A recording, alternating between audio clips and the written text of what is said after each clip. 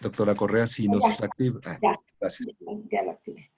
Buenos días a todos ustedes, gracias por estar aquí hoy acompañándonos.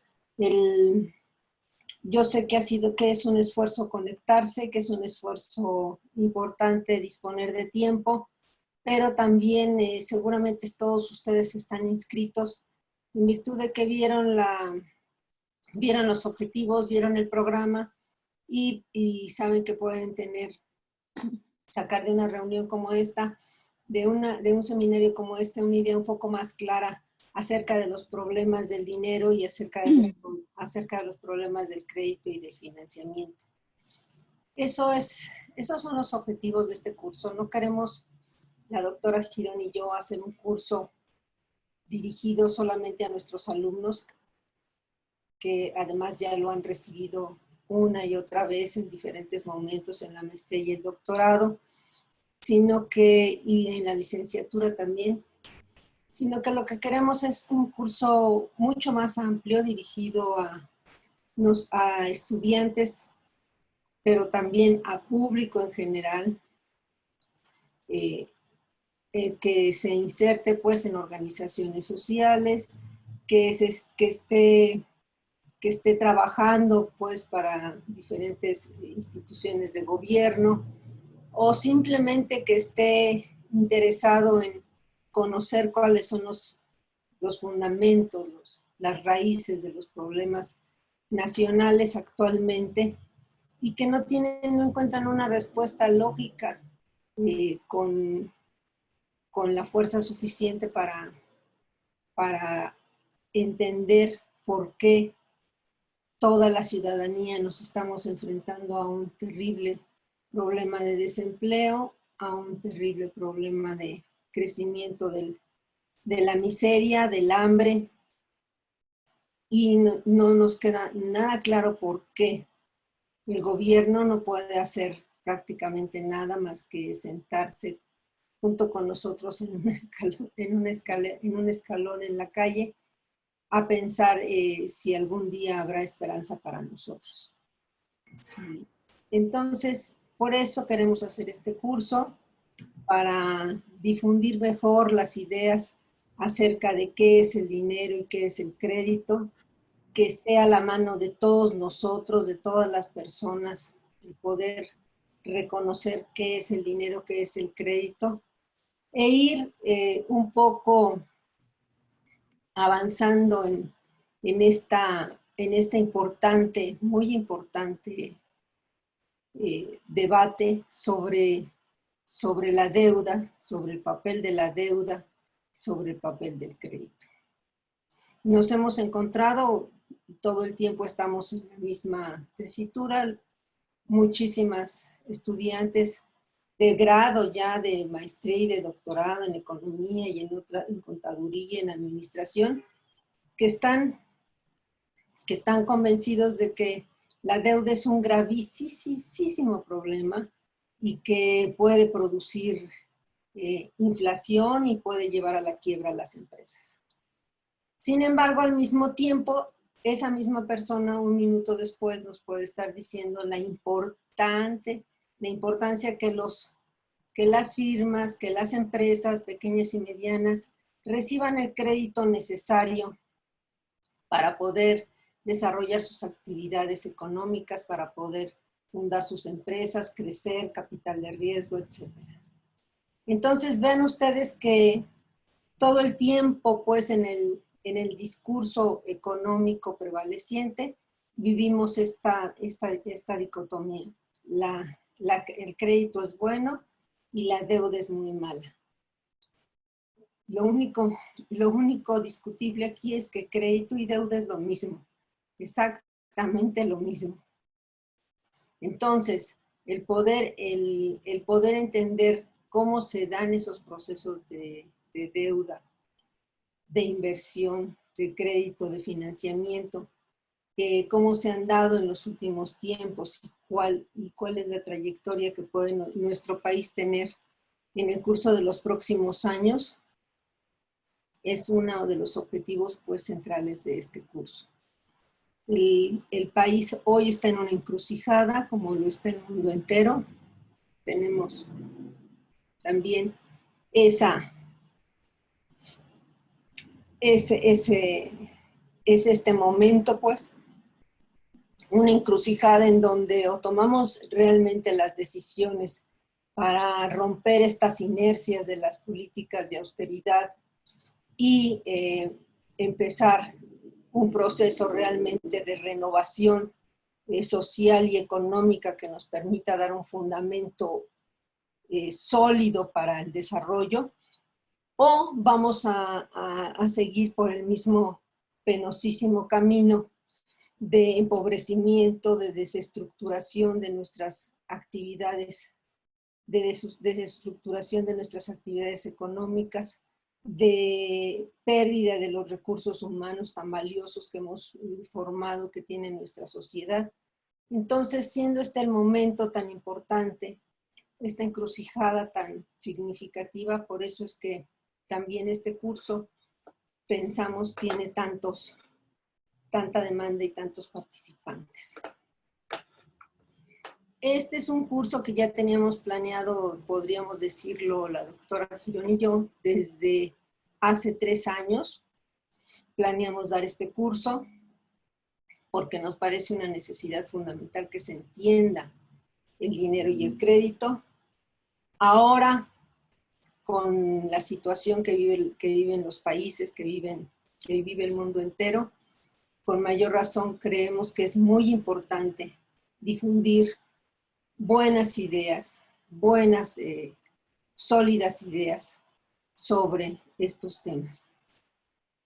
Quiero decirles que la doctora Girón y yo estamos muy contentas porque tenemos casi 200 personas inscritas en el curso. Estamos muy contentas porque se están inscribiendo compañeros de muchas partes de América Latina, no solamente de México, estudiantes de otras partes de nuestro continente. Ya me lo apropié. Sí, ya no queremos hablar de tantas fronteras, pero todavía las tenemos encima. Pero eso nos llena también mucho de alegría porque es todo un desafío hablar de México y de América Latina y en esta hermandad que tanto se ha escondido y que ahora que ahora es más evidente que nunca, porque compartimos tantos problemas, compartimos tantos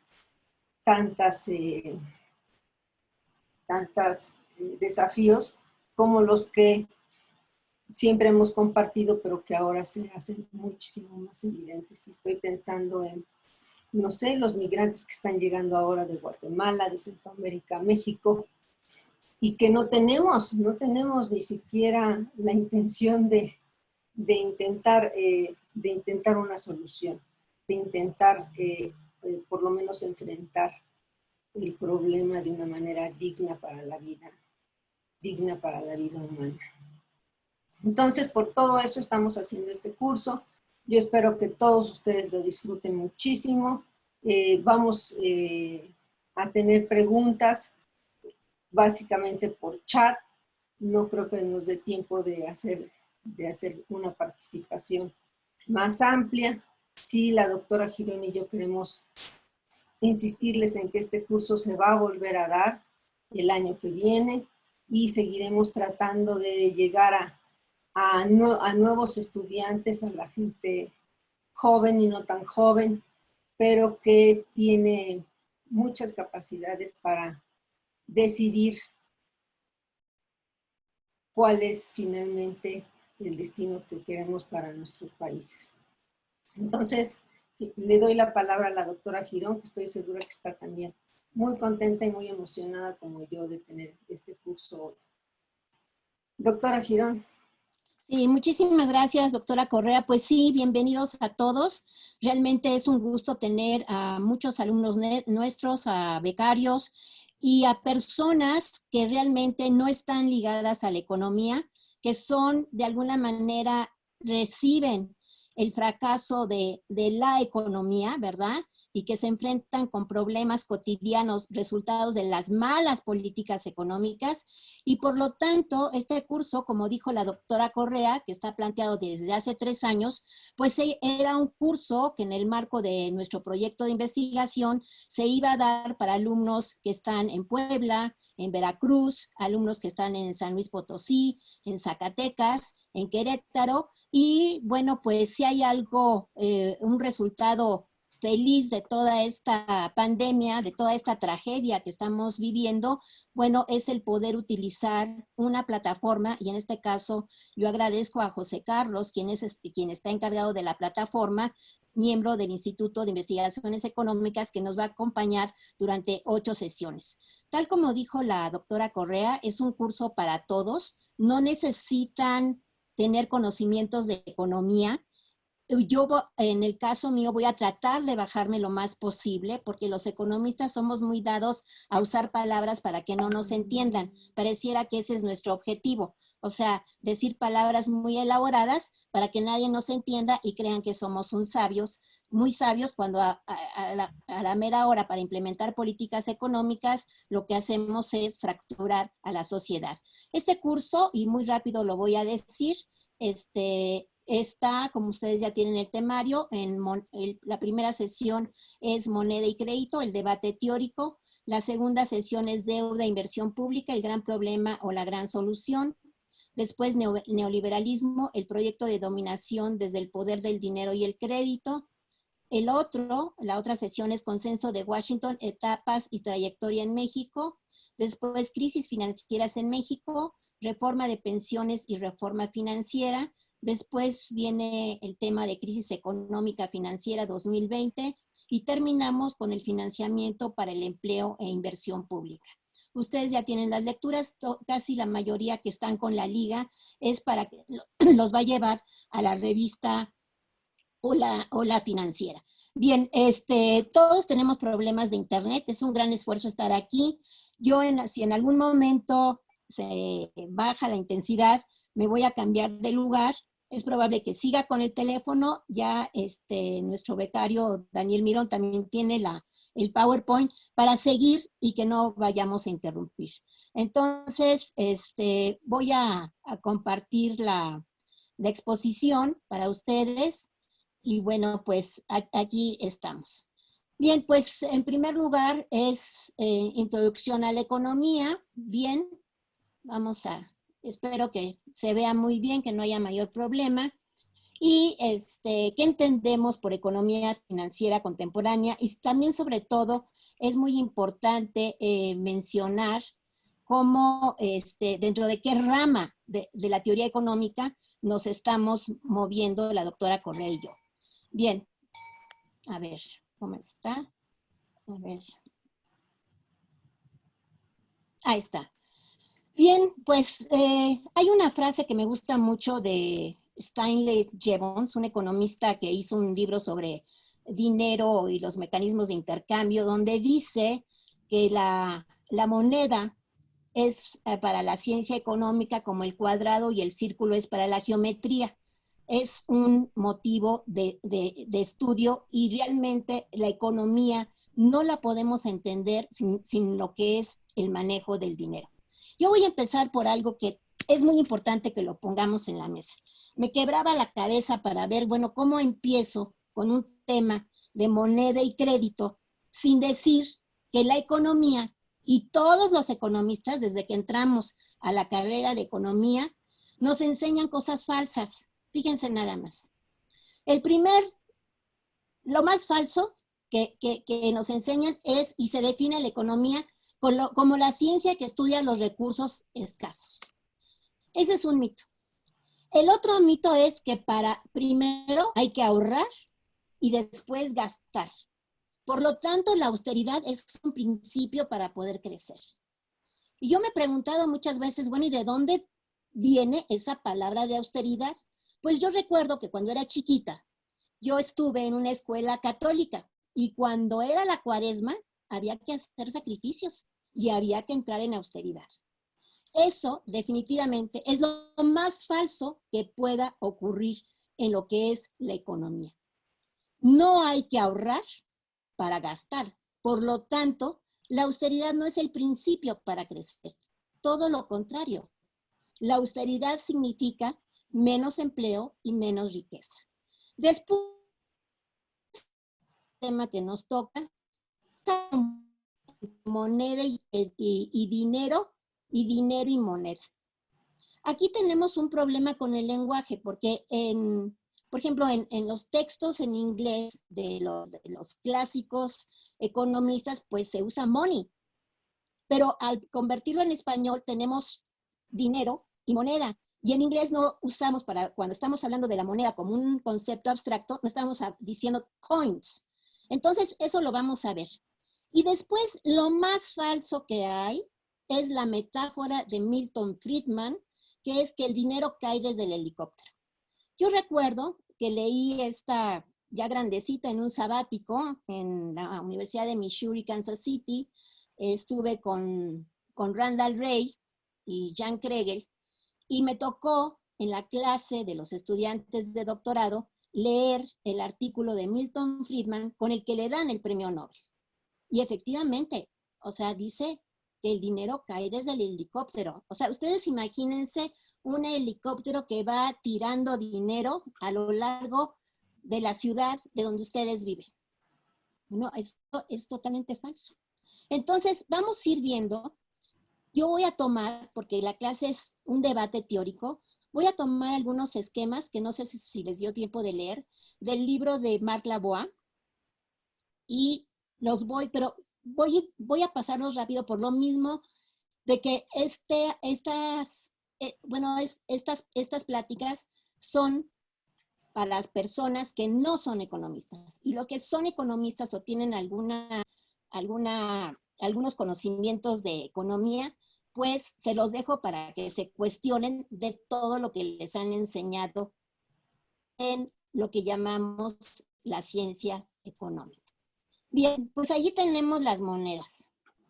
Yo no sé si se ve mi manita. Fíjense, este es un peso que me encontré. Ese peso yo lo tuve de cuando era chiquita. O sea, estamos hablando de casi 6 años. Era de plata, era de 5 pesos. 5 pesos. Supuestamente de plata. Estos $10 es una moneda de Hong Kong. Este es un yuan japonés. Aquí tenemos un euro. A ver, me está señalando que tengo conexión con problemas, pero ustedes me avisan. Y bueno, este es aquí un cúmulo de monedas. Aquí tenemos un euro. Estos son 10,000 won, es la moneda de Corea. Un rand, aquí está Mandela, yo creo que todos ustedes lo pueden reconocer. Aquí está una libra, 5 libras, está la reina. Y aquí tenemos Argentina, Evita Perón. Aquí es un real, 2 reales, y el billete de 100 pesos. O sea, ¿por qué pongo estas imágenes?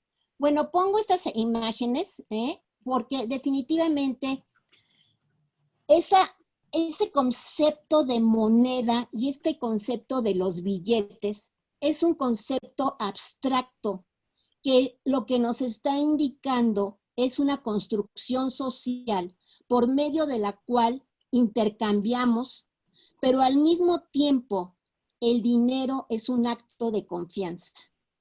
Bien, vamos a ver, como les dije, traigo partes que sustraje del libro de Lavoie, y nada más lo que les quiero señalar aquí, que hay 2 escuelas del pensamiento, la heterodoxa y la neoclásica. Y cada una tiene sus presupuestos de la epistemología, la ontología, la racionalidad, el núcleo analítico, la estrategia política. Algo quizás muy fácil, vamos a tomar esta. Por ejemplo, la heterodoxa es que interviene el Estado y la escuela neoclásica es el libre mercado. Seguramente muchos han oído la mano invisible es la que resuelve todo.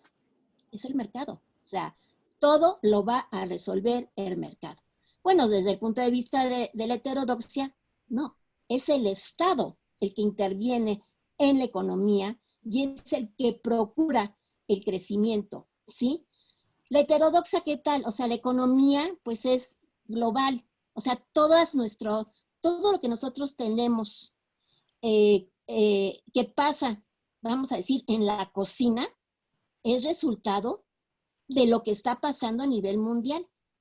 Sí, sube el precio de la tortilla en el caso de México, el precio de las arepas en el caso de Venezuela, ¿verdad? O, o la pizza allí de Argentina, que es deliciosa, o las empanadas, pues eso tiene que ver con el precio de los insumos en los mercados internacionales. La escuela neoclásica dice que eso es individual. Bien, vamos a ver. Pues vayamos entonces, a partir de esto, vamos a tener dos escuelas totalmente diferentes, que es, seguimos con lo mismo, la escuela post-keynesiana y la neoclásica. Y aquí me voy, el dinero cae del helicóptero. Quiero que esta metáfora se la tengan muy grabada, porque esto es lo que definitivamente nos va a decir que esto, o sea, todos los principios de la escuela neoclásica, todo esto es falso totalmente. Desgraciadamente, nuestros líderes en el gobierno y en los gobiernos han sido educados bajo esta óptica, ¿sí? Fíjense, los tipos de interés, o sea, la tasa de interés. Resulta que la tasa de interés, eh, o sea, la que cobran la que nos da si nosotros ponemos un dinero en el banco, o la tasa de interés que cobra un banco si nosotros accedemos a un crédito, resulta que desde el punto de vista de la teoría neoclásica es resultado de las leyes del mercado, porque el mercado define todo. Pues no, es todo lo contrario. Son variables distributivas. Después, ¿qué otro nos gusta? Dice, a ver, dice que el dinero, fíjense aquí, porque al final yo espero terminar con el trueque, que es muy importante. Después les voy a decir por qué, no lo puse aquí, pero dice, en la escuela neoclásica, el dinero es resultado del intercambio. O sea, el dinero que traemos en el bolsillo o la tarjeta de crédito sirve para intercambiar. No, en la escuela post-keynesiana está relacionada con la producción. Bien, bueno, ¿qué es esto de endogeneidad a ver, yo creo aquí tengo una señal, no sé cómo quitarla. Dice, endogeneidad del dinero, creación del empleo y la tasa de interés. Bueno, a lo que yo voy, y que eso está en las lecturas que ustedes tienen, y que es muy importante entenderlo para romper esa metáfora que el dinero cae desde el helicóptero, es que el dinero es una creación del Estado. O sea, el dinero es la forma por medio de la cual se crea a través del Banco Central. Por ejemplo, en México tenemos la Casa de Moneda. La Casa de Moneda incluso ha hecho monedas para la India. En la época cuando Graciela de la Lama era embajadora de México en la India, se hicieron grandes cantidades de dinero para la India. Y la Casa de Moneda de México es muy famosa por la calidad que tiene. Bueno, pues resulta que el Banco Central, o sea, por aquí escondida está la Casa de Moneda, pero el Banco Central es el que emite el dinero. Y ese dinero se lo da a los bancos que conocemos. Nosotros ya no tenemos bancos, no sé, Banobras, pero se pasa hacia acá, hacia los bancos, BBVA, Santander, HSBC, y este dinero a su misma vez se otorga a partir de créditos a las empresas, a los consumidores e incluso yo puse la unidad familiar. Bien, todo esto va a estar ligado, o sea, puse la flecha porque hay una relación de causalidad entre todos estos actores, pero definitivamente que cuando nosotros vemos lo que está pasando en los países de América Latina con la pandemia o incluso en países como en Estados Unidos, pues resulta que pasa por políticas públicas. Esto lo podemos retomar más al final, pero lo que a mí me interesa muchísimo es que entiendan que el dinero es endógeno, el dinero lo crea la autoridad. Y vayámonos, y ¿por qué es muy importante? Porque hicimos el Estado. Entonces, bueno, para nosotros ya sabemos lo que es el Estado, pero hace 4 siglos o en la época de los incas o en la época de los estados, de los aztecas, es la autoridad la que crea ese medio de intercambio para el comercio y al mismo tiempo para ofrecer crédito. Entonces, es muy importante que se entienda cómo la autoridad es la que ejerce el control del circulante, es la que lo emite. Y en el libro de Galbraith, si ustedes lo leen por ahí, es muy interesante ver cómo la Revolución Francesa y la independencia de las colonias norteamericanas del Imperio Británico se logra a través de la emisión. Y recordemos un poco las aventuras de Pancho Villa, que bueno, yo no soy historiadora, no conozco perfectamente bien, pero recuerden esa etapa por la que seguramente en prepa por ahí lo vieron, donde Pancho Villa emitía dinero y con eso lograba, ¿verdad? Armamento y al mismo tiempo que la economía siguiera caminando en el norte. De alguna manera lo recluyen en una hacienda, pero cuando al señor se le vuelve a ocurrir volver a emitir dinero, en ese momento, pues los propios Estados Unidos no les interesaba el señor Pancho Villa estuviera emitiendo dinero. Entonces, es muy importante cómo se va conformando a lo largo de la historia la emisión del dinero y es muy importante entender la función de los bancos centrales. Fíjense que la vida de los bancos centrales es muy joven, o sea, Banco de México, bueno, muy pronto va a cumplir 100 años, pero Banco de México no existía hasta antes de los años 20. Ni siquiera la Reserva Federal. La Reserva Federal nace en 1914. Esas son más o menos las fechas. Si me equivoco, la doctora Correa me va a corregir. Pero los bancos centrales, la importancia del Banco Central es la emisión del dinero, la endogeneidad del dinero y por lo tanto, ¿cómo creen que regrese ese dinero? Pues a través de los impuestos. Ahí es donde esa circularidad es muy importante y por eso es que el dinero es fundamental y países como Ecuador, donde circula el dólar, pues realmente no tienen soberanía monetaria. O países donde no hay ningún problema, como en el Perú, que pueden tener una cuenta en soles y una cuenta en dólares, y circula igual. Entonces, en economías dolarizadas, lo que pasa es que no hay una fuerza suficiente para imponer el circulante nacional y por lo tanto son economías que dependen mucho de una moneda, ahora sí, el billetito, de otro país que sea una construcción de confianza sobre todo. Bien, entonces, más o menos vamos acá, vamos a ver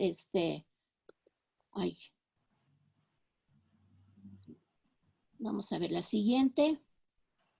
La siguiente está así. Ahora, el dinero es muy importante, o sea, ¿por qué? Porque si bien se construye a través del Banco Central, esto tiene que ver, como les decía, con todo lo que pasa a nivel mundial y el reflejo que tiene esa problemática en nuestras casas y sobre todo en el estómago. ¿Por qué? Porque si disminuye el ingreso o hay una fuerte devaluación o una inflación, automáticamente eso va a recaer en nuestro estómago. Habrá que tener ciertas reducciones. Pero quien es definitivamente aquí el que debe de controlar todo esto es precisamente el Banco Central. Bien, sigamos con la siguiente. La siguiente es un esquema que también viene en la BOA.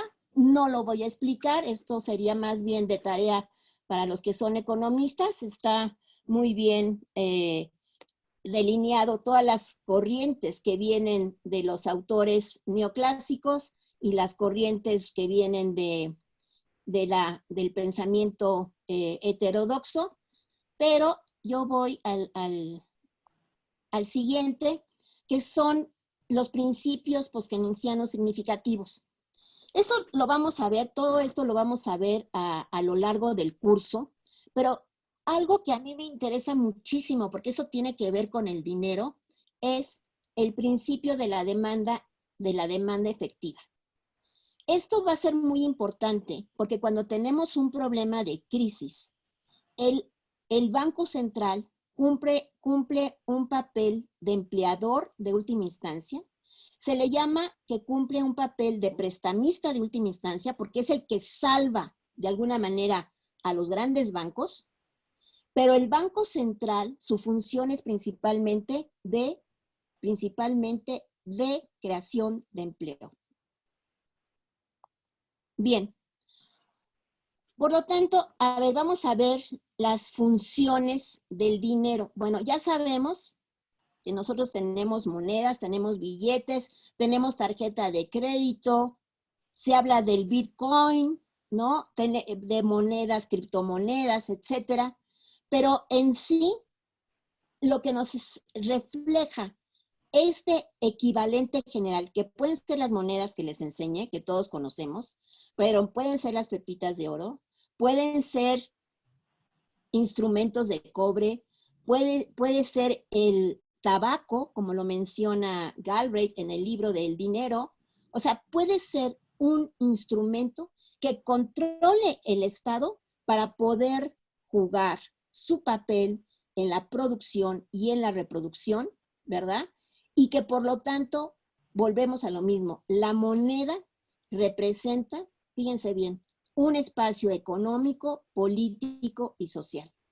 Esto es muy importante. O sea, más allá de la frontera, o sea, de las fronteras entre los países, la moneda lo que nos está representando es un espacio económico, por lo tanto, político y social. La otra, que es una creación del poder de la autoridad, ya lo expliqué. Vemos al Estado, pero si nosotros nos fuéramos a otras culturas, pues lo que vemos es que es la autoridad la que lo está ejerciendo. Es el grupo hegemónico que está en el poder. Es el creador del dinero. Y por lo tanto, la moneda, el dinero, es una creación del Estado. Y a esto es a lo que se le llama, dentro de la corriente post-keynesiana, la corriente chartalista. De chart viene de la palabra chart, que quiere decir una carta. O sea, porque si nosotros vemos en el paso de la Edad Media a los orígenes del capitalismo, bueno, que esto pasa años, o sea, es la carta. Pero además esto viene desde antes, incluso viene el ejemplo en el libro, y esto está muy documentado, son investigaciones recientes de hace 50, 70 años, de cómo en Mesopotamia toda esta escritura cuneiforme son intercambios de productos, pero al mismo tiempo de dinero crédito. Y lo más importante es que ese dinero es un acto de confianza para, si quieren, el pequeño empresario, el artesano, la persona que quiere tener un emprendimiento, necesita de ese dinero para poder iniciar un proceso de producción. Sea de una gran corporación, sea de una persona a nivel individual, sea una tanda, como lo que está de moda ahora, pero se requiere de eso. Y por supuesto, otra cosa que es muy importante, son créditos que de alguna manera tienen que regresar un porcentaje de tasa de interés, ¿sí? Entonces, pues, ¿cuáles son las funciones? Pues ya, medida de valor, medida de cambio, unidad de cuenta, pero la más importante es la función de dinero-crédito. Y aquí tenemos un problema con parte, y voy a hacer una crítica, sobre todo con algunos marxistas, y con algunas personas de la histeria, que no, de la izquierda, que no quieren saber nada del dinero porque eso es neoliberal. Pues perdón, es que no llegaron al tomo 3, porque en el tomo 3 del Capital justo está allí lo que es el dinero crédito, y el dinero crédito que está ligado al empresario y que está relacionado con toda la sociedad, y que después Hilferding en su libro del Capital Financiero construye la categoría basándose en Marx del capital financiero. Y ese capital financiero, si lo traemos al día de hoy, pues son las grandes corporaciones.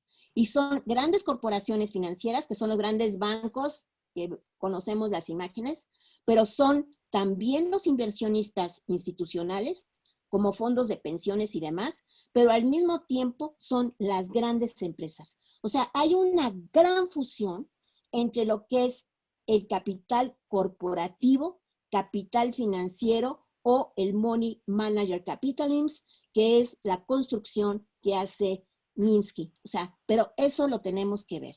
Bien, vayamos a la siguiente. Bien, aquí, no sé cómo ande de tiempo, voy a apurarme. Bueno, esto incluso les podemos enviar, podemos ponerla después para su disposición esta exposición en el Google Drive, o se las mandamos por correo, si quieren, a los que les interese un poquito aprender más. Aquí es un poco, retomé las ideas que están plasmadas en un artículo de La Moneta, publicado en la revista Problemas del Desarrollo, donde como Adam Smith, ¿verdad?, ubican el dinero como medio de intercambio, pero también como medio de acumulación. ¿Y por qué de acumulación? Porque el dinero, una vez que se presta, crea riqueza, paga una parte de salarios, pero el empresario o el capitalista se queda con una parte que en términos marxistas es plusvalía o ganancia, pero que se requiere esa ganancia para seguir el proceso de producción o para consumirse en otras monedas. Bien, entonces, esto es un poco esta imagen de mercancía, dinero, mercancía y dinero, mercancía, dinero, que es lo que nos vemos en las primeras partes del capital, pero realmente la más importante es dinero, mercancía, dinero. O sea, es esa transacción donde hay una ganancia o un plusvalor o una plusvalía y que ayuda a seguir el proceso de producción. Después aquí está, y es un artículo fascinante, yo lo recomiendo mucho, porque es el origen del dinero, pero desde una perspectiva totalmente neoclásica, que es Carl Menger, que está incluso en el internet, ustedes lo pueden encontrar, y es la base de todo el pensamiento de Milton Friedman. Yo por lo que veo, por las caras de ustedes, pues son muy jóvenes, a los pocos que he visto en pantalla, son muy jovencitos, pero a ustedes no les tocó toda la implementación de lo que es Milton Friedman en países como Chile durante los 70s y los 80s, que fue para América Latina una ideología aplastante, porque precisamente Milton Friedman dijo que el dinero cae desde el helicóptero. Entonces, todo esto viene de un antecesor que es Carl Menger, donde el dinero es un stock, ¿verdad?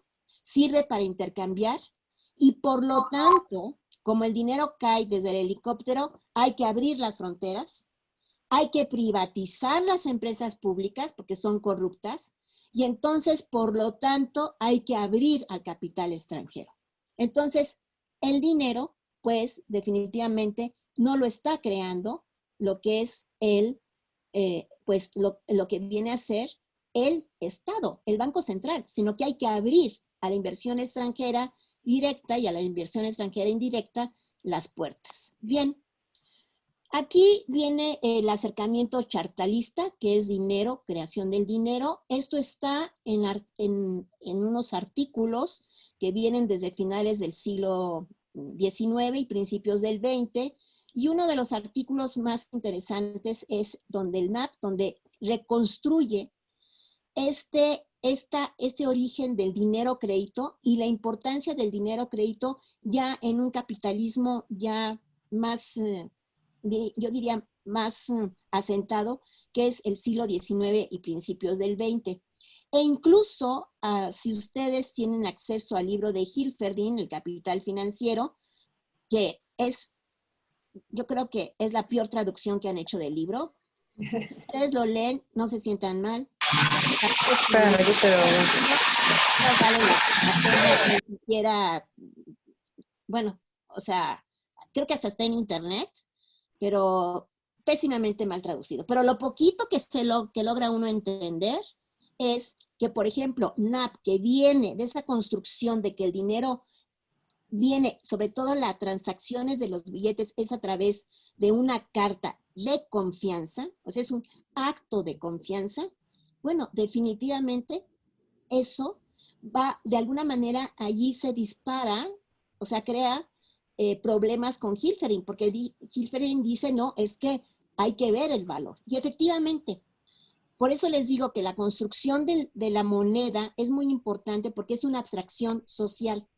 Y después viene uno de los clásicos, uno de los economistas, hay 2 o 3 economistas muy importantes dentro del pensamiento heterodoxo en el siglo XX, que para mi gusto es Schumpeter, Keynes y Galbraith, ¿verdad? Y bueno, también Minsky, que retoma todo esto, pero hay un libro que es el de Keynes, el Tratado del Dinero y la Teoría General, y allí enfatiza, ¿verdad? Aquí está, Keynes define sobre el artículo de NAP el cartalismo, que proviene de la palabra chart o carta, que es decir, un papel sancionado por la comunidad, la sociedad y el Estado.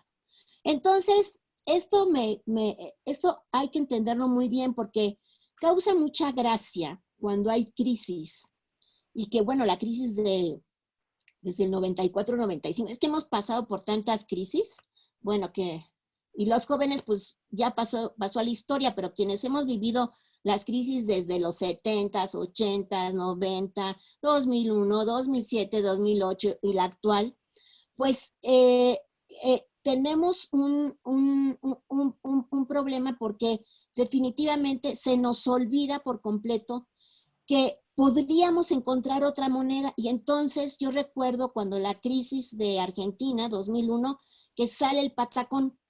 Y claro, o sea, el patacón, me imagino que viene de Patagonia, y se construye entre núcleos pequeños una moneda para poder intercambiar. Bueno, eso está bien y bueno, hay lugares donde todavía se da esto, pero definitivamente, o sea, la moneda es, vuelvo a repetir, una construcción social, pero es el poder que hay y que es donde está ligado a la producción de un país. Bien, entonces, aquí viene más sobre la moneda y cómo la moneda la crea el Estado por medio del Banco Central. Por eso es que cuando hablamos desde el punto de vista heterodoxo, decimos que son economías monetarias de la producción. Bueno, aquí viene un libro muy lindo de John Smithin, que es Money, y aquí menciona que las relaciones en una economía capitalista o en una economía de mercado siempre se refieren al dinero, a hacer dinero, ganarlo, gastarlo, ahorrarlo y otros más. Y actualmente, pues, tenemos que ver el dinero virtual. Y otro libro que es muy importante y que está traducido al español y fue publicado por la Facultad de Economía es Entendiendo el dinero moderno, pero como la llave del pleno empleo y de la estabilidad de los precios.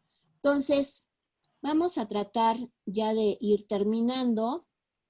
Viene, bueno, la construcción, vuelvo a retomar que el dinero es endógeno, la importancia de esta circulación del dinero y de los impuestos, y entonces nos vamos a si el Estado, o sea, el Estado controla el circulante en un espacio económico, político y social, y entendamos el Estado como la autoridad, o sea, la autoridad máxima que tiene un control de producción, sobre la producción, y además ejerce, ahora en la vida moderna, pues el Banco Central. Entonces, aquí tenemos, ¿verdad?, que es, vuelvo a repetir el esquema, o sea, hay una relación muy estrecha entre la creación del dinero, la endogeneidad del dinero, y con un plan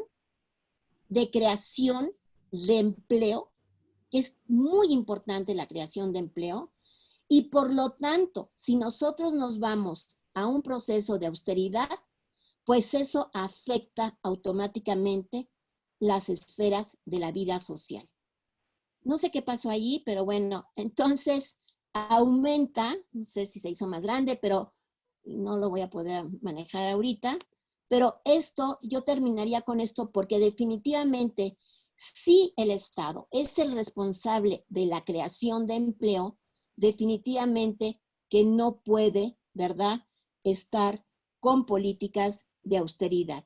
Y un poco, bueno, esto es lo que vimos, ¿no? Y entonces, pues es un poco lo que yo trabajé a partir de lo que es el dinero y que, bueno, esto es definitivamente estas imágenes que, bueno, lamento mucho que no estén bien con una buena definición, pero sí con un poquito de imaginación se entienden. Bueno, pues es lo que conocemos, pero definitivamente todo esto y las monedas son creadas, producidas por una casa de moneda en cada país, pero que dependen principalmente del Banco Central, que estas monedas las da, o sea, la banca comercial las obtiene y al mismo tiempo la banca genera depósitos y al mismo tiempo esos depósitos da crédito y entonces es un círculo, ¿verdad?, para poder crear empleo y producción. Entonces, sí es muy importante, ¿verdad?, que veamos que los mitos de la economía, pues sí, son mitos. La economía no es la ciencia que estudia los recursos que son escasos, es la peor falsedad que nos han enseñado y que está en todos los libros de texto de introducción a la economía y en la primera clase nos meten que la economía es la que debe de estudiar los recursos escasos. Entonces, ¿por qué no son escasos? Porque si el Estado crea el circulante, así como creó el circulante Pancho Villa, así como lo crearon las colonias en Estados Unidos y con eso lograron la independencia, así como también en el México independiente se empezó a crear dinero para desligarse de la corona española, bueno, es lo que es lo más importante. Y por el otro lado, si en una economía, en un país, no vamos a estar ahorrando para después gastar. Al contrario, primero se gasta y eso automáticamente crea empleo. El Estado tiene impuestos que los puede seguir invirtiendo, pero además tiene la posibilidad de crear circulante para poder crear obras de infraestructura o crear hospitales o crear escuelas o pagar mejor a sus maestros, a sus médicos. Hay infinidad de formas para poder gastar ese dinero. Y ese es el problema, que si nosotros estamos con esa confusión aquí de que el dinero cae desde el helicóptero, pues ya echamos a perder todo lo que ustedes se puedan imaginar. Entonces, yo con esto dejo de compartir y bueno, pues le dejo la palabra a la doctora Correa para que haga algunos comentarios. Doctora Correa, apago mi micrófono. Sí. ¿Tengo el micrófono puesto? ¿Me escuchan? Sí, claro. Sí, sí la escuchamos. Perfecto. Si alguien más no escucha, lo pone en el chat, por favor. Es muy importante para nosotros que se escuche, porque, bueno, si no, pues nada más les mandaríamos las lecturas y muchas gracias, chao, adiós, gracias por participar, pero no, queremos estar con ustedes y de ser posible resolver algunas de las dudas que se nos plantean. Sí vamos a tratar el tema de la pandemia, de la Gran Depresión, del estancamiento en el que nos ha sometido esta pandemia, de la crisis económica que nos está acompañando, no necesariamente tan determinada por la pandemia, pero en definitiva acompañada por la pandemia. Sí vamos a trabajar todo esto, si lo ven en el programa, una parte de la sesión, es una buena parte de la 8ª sesión, pero también la vamos a trabajar desde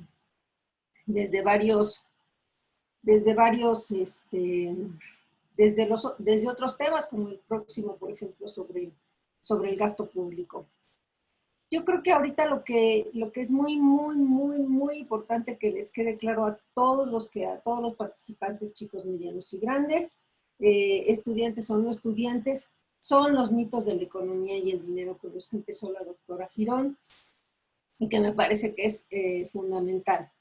Los mitos de la economía y del dinero. En primer lugar, uno de los mitos más grandes es pensar que la economía solamente es el mercado. ¿No? Todo lo que es el mercado es economía. Lo que está fuera del mercado no es economía, ¿no? Entonces, por ejemplo, todo el trabajo que hacemos las mujeres en las casas, o también los hombres, ¿por qué no? ¿Sí? Que es trabajo que contribuye al bienestar de nuestra familia, que contribuye al bienestar de nuestro entorno, de nuestra sociedad, de nuestras comunidades, etcétera. Eso ya no es parte de la economía, solamente es economía lo que está dentro del mercado, lo que se puede comprar y vender, ¿no? Las mercancías, eso es lo que se considera que es economía. Y yo creo que ahí hay una falsedad de origen que nos mete a creer que entonces todo lo que somos, somos propiamente una sociedad de mercado, ¿sí? Y no una sociedad que sí es cierto, tiene un mercado donde se intercambian mercancías, pero también tiene otro conjunto de actividades, de desempeños de la misma sociedad que también contribuyen a la creación del bienestar, a la creación de bienestar. Entonces, tal parece que solamente cuando somos ampliamente consumidores y nos podemos comprar todas las camisas del mundo o todos los audífonos del universo, es lo que nos va a producir bienestar, cuando en realidad pues muchas cosas que no están en el mercado nos producen bienestar, ¿no? O como los niños chiquitos, que muchas veces están jugando con una caja, con la caja donde viene su juguete, ¿no es cierto? Y al juguete ni le hacen mucho caso. ¿Por qué? Porque en realidad a ellos no están interesados en toda esa mercancía, en toda esa publicidad, sino en el juego, ¿no? Entonces a nosotros nos ha pasado mucho eso. Entonces el mito de la economía es muy importante. No toda la economía es de mercado. Sí. Y la otra cuestión fundamental es que no somos una economía de mercado, somos una economía capitalista. Tuvimos sociedades precapitalistas de diferentes órdenes. Hoy somos sociedades capitalistas. Mañana no sé qué vayamos a hacer, bueno, mañana pasado, dentro de 500 años, ¿sí? Pero no eternizamos a través del mercado, de considerar que esto es una economía de mercado, no eternizamos al capitalismo, sino que solamente le damos un lugar específico. Y los mitos, pues así reproducidos, nos van conduciendo a desaparecer todo lo que no está dentro del mercado, a desaparecer todo el esfuerzo de nosotros, de nosotras y de nosotros por el bienestar y por la sobrevivencia, no solamente de nuestros núcleos familiares o de nosotros mismos, sino de nuestras comunidades. Y los mitos del dinero son algo muy parecido, como decía la doctora Girón. Los mitos del dinero son en primer lugar, justamente, que el dinero existe en metálico, ¿no? Existe en metálico y existen los billetes y que es un stock, ¿no? Cualquier producción adicional de dinero en determinado momento va a ser terriblemente inflacionario y no podemos a producir dinero, los gobiernos no pueden aumentar la emisión monetaria sin correr el riesgo de una enorme inflación. Entonces, con el miedo se controla la sociedad. ¿Sí? El miedo al COVID, o el miedo a la inflación antiguamente, ahora es el miedo al COVID, ¿sí? Pero se controla mucho a la sociedad y nuestra capacidad de organizarnos y de imaginarnos una sociedad diferente. Entonces, el dinero que se crea que es un dinero estatal, en ese sentido el dinero es una institución. ¿Sí? En la medida en que el poder, quien se llame rey, se llame Estado, se llame, no sé, pues en un determinado momento podría ser hasta un gran Citibank, por ejemplo, o un gran BlackRock, ¿no? Decide que esto es dinero y el resto de los empresarios, corporaciones o el resto de la sociedad o el resto de los rivales,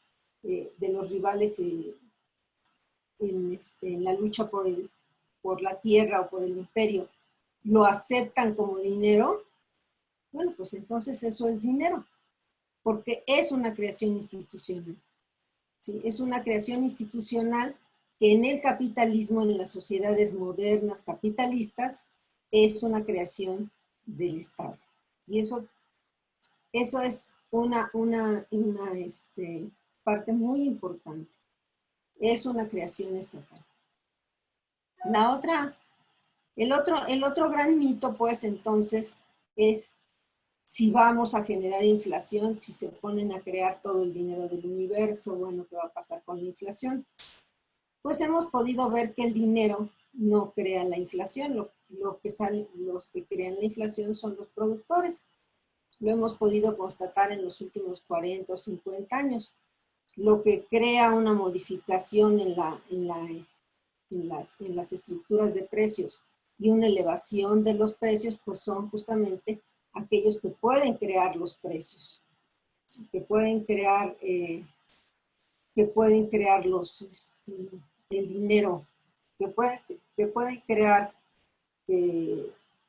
los precios y que el resto de las corporaciones los tienen que tomar a esos precios. Por ejemplo, si tienen el monopolio de los servicios telefónicos, o 2 o 3 tienen el monopolio de los servicios telefónicos, bueno, pues todo el resto de las corporaciones, las empresas, no solamente los usuarios en sus casas, sino todo el mundo tiene que tomar esos precios, o el de las computadoras, o el de cierto software, etcétera, etcétera. Entonces, en determinado momento, ellos sí tienen el poder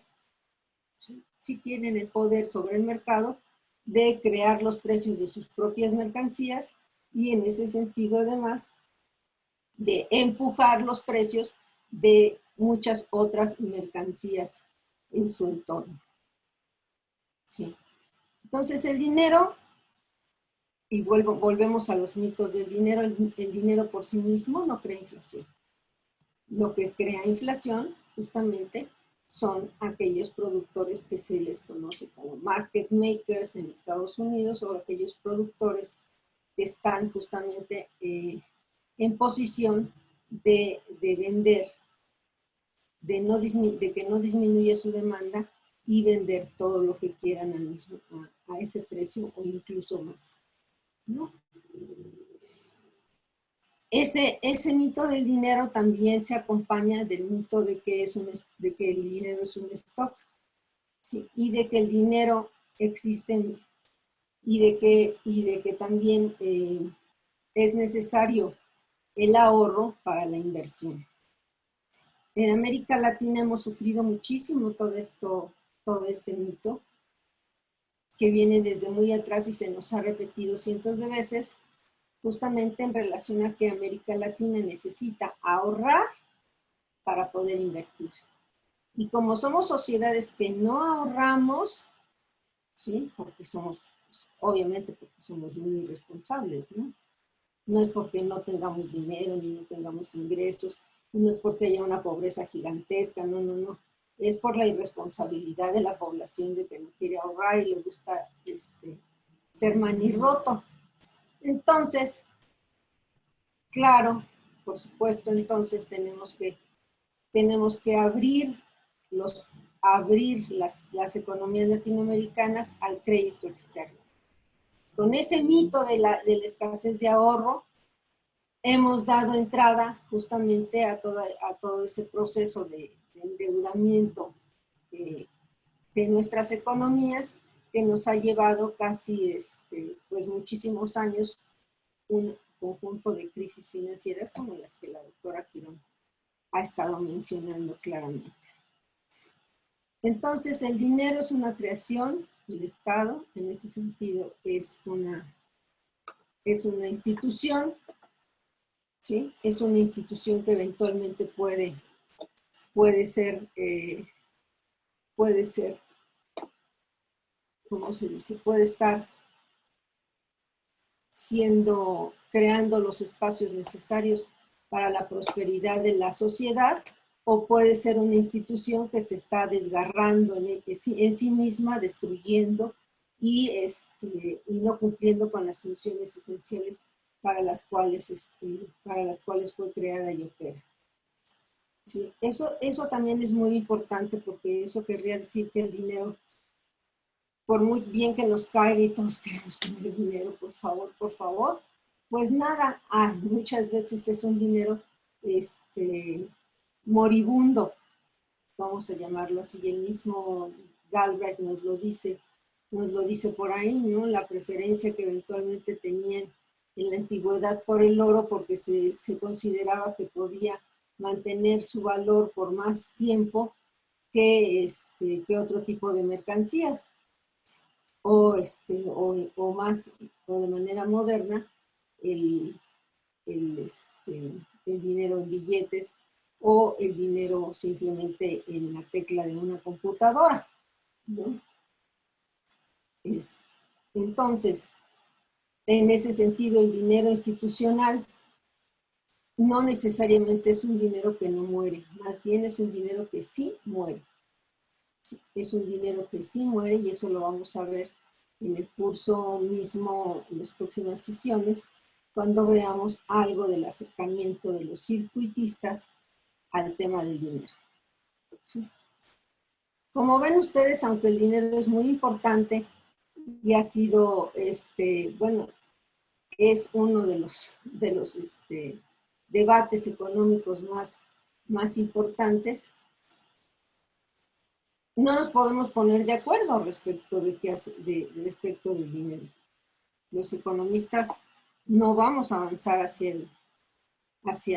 ponernos de acuerdo de qué es el dinero, porque cuando nos pongamos de acuerdo respecto de qué es el dinero, cuando quede mucho más claro y evidente para todos nosotros qué es realmente el dinero, en ese momento podremos seguramente tener mucha más claridad acerca de la importancia de no otorgar el monopolio de la emisión de dinero, y de vigilar, regular y sobre todo que tenga un control social la emisión de dinero.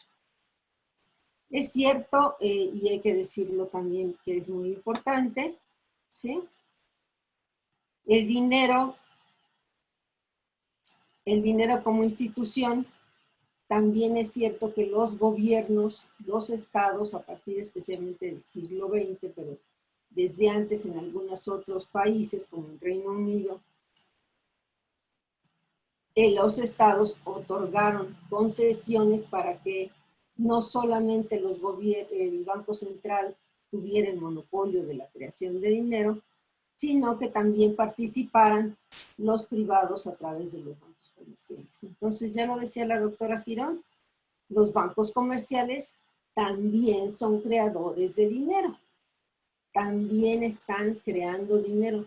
¿Sí? No, como diría Randall diría, no es un dinero de alto poder, no, no es un dinero de alto poder en el sentido en que Randall lo maneja, pero sí están creando dinero y ese es el otro gran mito del dinero y del crédito, ¿sí? Que se piensa que los bancos necesitan primero tener depósitos para poder crear financiamiento, para poder crear créditos, cuando es precisamente todo lo contrario. Los bancos necesitan necesitan crear dinero, otorgar préstamos para poder recibir depósitos. Este es un principio fundamental.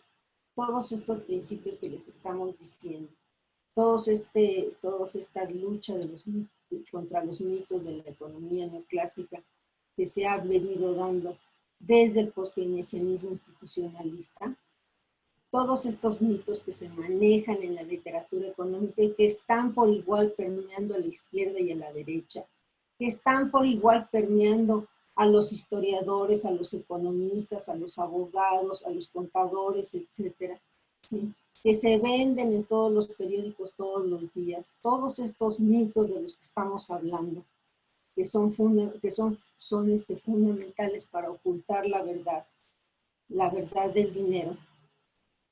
Así que la verdad verdadera respecto del dinero, ¿sí? Es lo que ha permitido justamente esa creciente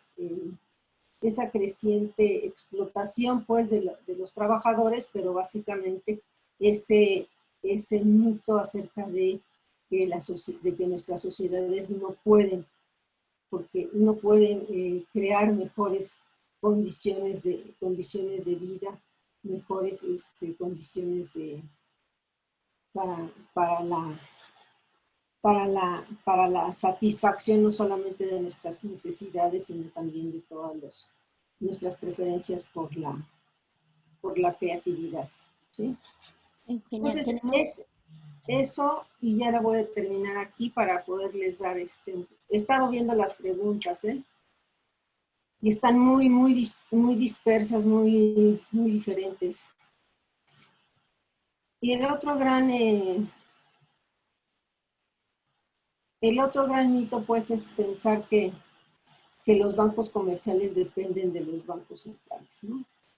En ese sentido, los bancos comerciales dependen en última instancia, cuando realmente se meten en muchos problemas, de los bancos centrales. Pero mucho antes de eso no les piden permiso para meterse en problemas. Y los bancos comerciales amplían el crédito y amplían la creación de dinero, tanto que están refinanciando muchas veces las deudas de sus propios clientes. Los bancos comerciales, en realidad, la más importante decisión que toman es a quién prestar. ¿Sí? No somos los consumidores los que decimos a quién me va a prestar o qué tasa es lo que yo voy a aceptar. Son los bancos los que nos dicen qué tasa nos van a prestar. De esa manera, pues, yo quería solamente resumir, enfatizar toda la explicación que hace la doctora Girón, que me parece fundamental, fundacional además de todo el curso, porque es lo que le va a dar sentido a todas las demás lecturas que vamos a hacer en las siguientes 7 sesiones. Entonces espero que la gran mayoría de ustedes hayan podido entenderlo. Están haciendo muchas preguntas que podemos responder, ¿sí? Las microfinanzas, vamos a ver de qué más nos están preguntando, ¿no? Sí, con el tema de la pandemia, la oferta y la demanda de servicios, preinflación, en fin, muchas otras muchas otras participaciones y todo, pero sí me gustaría pedirles que por favor nos centremos en el contenido de esta sesión para poderle preguntar a la doctora Girón, hacerle las preguntas que puedan solucionar pues las dudas en torno a qué es el dinero y qué es el crédito, ¿sí? Sí, a ver. Hola, Sí, sí. yo tengo una duda. Mi A ver, nombre es Itzel. sí, ¿sabes qué? Un problema. Primero, le voy a dar la palabra a Daniel Mirón, que está viendo Ah, las ok. preguntas para que lea a grosso modo casi todas y vamos a ver cuáles podemos contestar, ¿sí? Todas las preguntas que vamos a responder, pon la tuya en el chat, por favor. A Sí, ver, Daniel, Itzel. te doy la palabra. Sí, porque son muchas y, bueno, también Sí, tenemos gracias. 8 sesiones. Muchas gracias, doctora. Sí, Itzel, si quieres pon la pregunta igual para todos, si gustan poner no solo para esta sesión, sino para las que vienen más adelante, que conforme las doctoras vayan exponiendo, ustedes pueden poner sus preguntas en el chat y yo las voy a ir recolectando como lo hice el día de hoy y pues ahora pasaríamos a leerlas por mi parte para que entonces las doctoras puedan ir contestando. Entonces, una de las primeras preguntas fue de Carlos Francisco Rosales, hablando sobre el mito del ahorro que mencionaba la doctora Girón. Dice, ¿pero qué el ahorro no nos ayuda a conseguir eso que deseas para que alguno, y para que alguno, y para que algunos no es alcanzable por los ingresos recibidos por el salario? Bueno, también les pedimos que tengan un poquito de cuidado al escribir, pero bueno, la repito, pero que el ahorro no nos ayuda a conseguir eso que deseas, eso que desean algunos y que no es alcanzable por los ingresos recibidos por el salario. Esa es la primera pregunta. Mira, muy rápido, porque a mí sí me gustaría tener en contexto todas, pero no, es que ahí caíste desde una posición neoclásica, porque estamos hablando de que hay dos posiciones, la posición neoclásica y la posición heterodoxa, que por ahí alguien dice que heterodoxa no, o es contrario a ortodoxo, no, es neoclásicas. Así es como estamos denominando principalmente el pensamiento económico hegemónico, y heterodoxo es otra construcción que critica los mitos que yo expuse. Entonces, hay que pensar el ahorro en función de las políticas públicas y que el país no tiene que ahorrar, sino que al contrario, tiene que gastar para crear esa posibilidad de crecimiento económico, ¿sí? Después hay una que sí la voy a contestar, que vi muy rápido, que si el dinero como medio de pago y dinero crédito, bueno, miren, aquí tengo los billetes, aquí, los que le saqué la foto. Bueno, pues sí, de Evita que me encanta, ¿verdad? Pues sí, cuando me lo regalaron valía muchísimo. Hoy no vale nada. Bueno, si yo te doy 100, que quizás me sirve para comprar un chicle en Buenos Aires, allí es un medio de pago. De todos estos, ¿sí? Así, son medios de pago. Y no tengo a la mano las monedas para que las vieran mejor. No, el dinero crédito es el acto de confianza por medio del cual se da un préstamo para que tú puedas entrar al proceso de producción y por lo tanto hay una ganancia y por lo tanto ese dinero crédito en el circuito te va a regresar al Estado a través de los impuestos que después los vas a hacer. Y que además, cuando el Estado requiere de más dinero o emite más dinero, y ahí, ojo, porque el mito es, y lo dijo la doctora Correa, que crear dinero es crear inflación, cuando crear dinero es para crear empleo. Y por lo tanto, muchas veces para no emitir, contrato deuda externa y por lo tanto tengo que pagar en divisas, que yo no las hago porque pues aquí mi dólar La Casa de Moneda no tiene el permiso para hacer esto.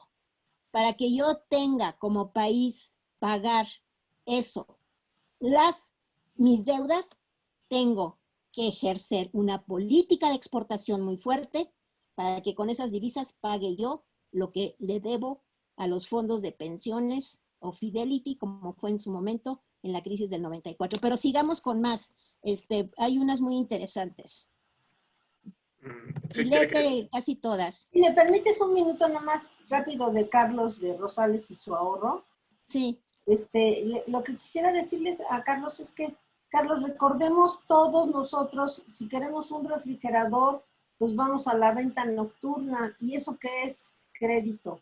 Y si queremos una casa, pues vamos al banco. ¿Y qué eso qué es? La hipoteca. Es crédito. ¿Sí? Y si queremos una sala, vamos no sé, a la tienda de Banco Azteca. ¿Y qué eso qué es? Crédito. ¿Sí? Entonces, muchos de los bienes que adquirimos para mejorar o empeorar nuestro bienestar en realidad tienen que ver con ese crédito. ¿Sí? Somos unas sociedades de moneda crédito. Sí, los empresarios, si quieren comprarse unos barcos para pescar y traer los peces y venderlos en la Ciudad de México, pues lo van a hacer con créditos. Nada más eso quería decir. Sí, y esto es muy importante porque aquí depende la política de las tasas de interés que el propio gobierno impone.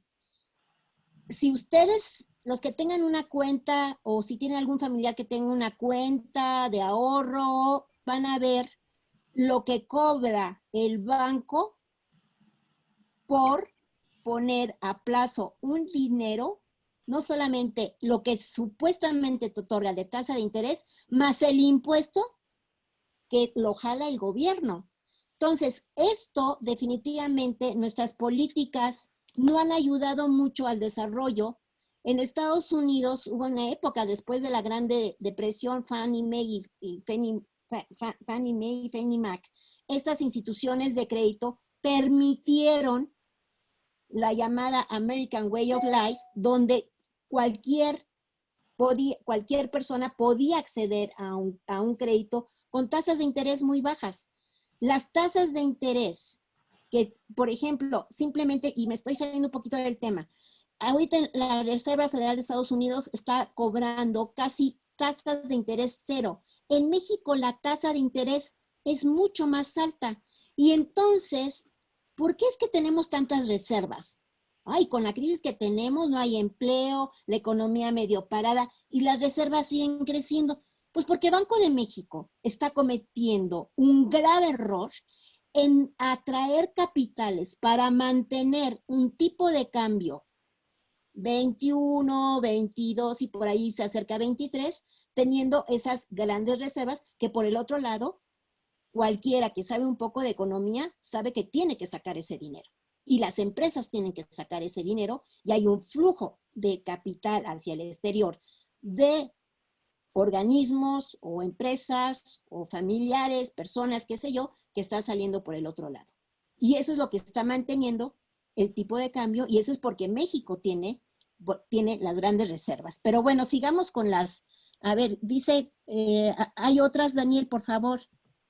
Sí, pregunta Lenin Domínguez, ¿cuál es la noción del dinero para el estructuralismo latinoamericano?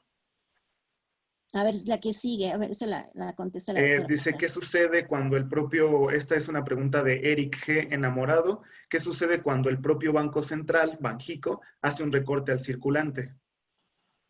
Pues pésimo. No estoy diciendo que el Banco de México es el empleador de última instancia.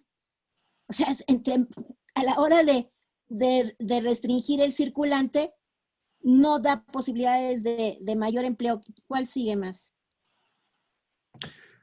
Pregunta Javier Contreras, dice, pero toda esta mitología no se ha logrado desterrar de los contenidos de los planes y programas de estudio de economía.